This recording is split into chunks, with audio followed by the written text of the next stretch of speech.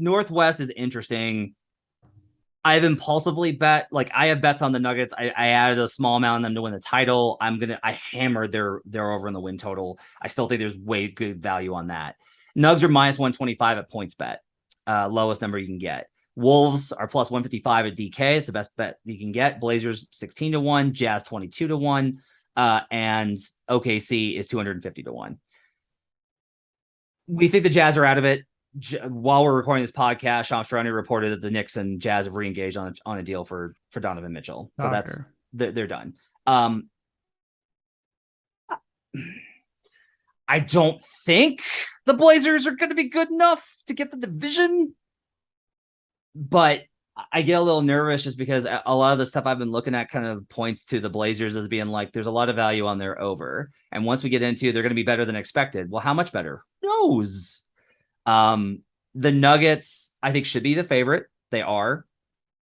I think 55.6% implied is about right. That's the best number you can get. And I think that's about right. Wolves are plus 155 with an implied 39.2. That sounds about right based off of just like filling in the rest of it.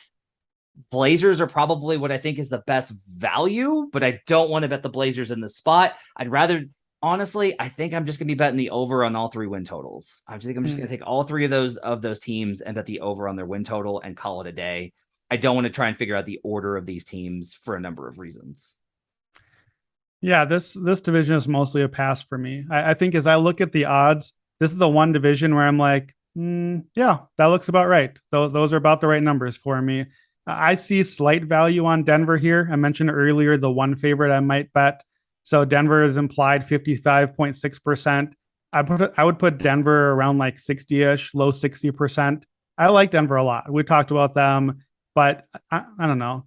For a long futures play, that's just not enough of a margin for me to feel like I've got to get my bet in on that. Like I've got a couple percentages to my advantage, but my money is tied up for the next 9 months. I don't know that I really need that action. So I think the Timberwolves number is slightly high.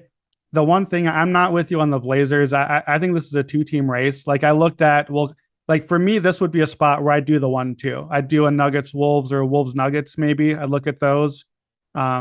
I don't think that the others are in play, but I think I'm probably just not going to bother with this one. Well, I'll contradict myself a little bit here. The Blazers can't win this division if both the Nuggets and Wolves, or even if one of them go over. Yeah. Right. It's going to have to be that it winds up being Blazers 48. They win the division tiebreaker versus one of the other two, and the other one finishes like 47-46. Well, and this ties to the question in our how-to section. In a division where there's two pretty good teams, I'm much happier taking a Cavs in a division where the Bucks are the heavy favorite, because like for the Blazers to be good, like what you just said, is the Blazers have to have a good outcome and the Wolves and Nuggets have to have bad outcomes. I need three things now. If my Cavs bet goes well, I need two things. I need the Bucks to take a step back, and I need the Cavs to play well. But I don't really, the Bulls aren't really in play that much in that equation for me. For the Blazers, I have to bet on all three teams kind of hitting somewhat extreme ends of their outcomes. So that's why I prefer betting on a division if I'm doing an underdog where there's just one bigger favorite, because, somebody gets hurt and now the door is open.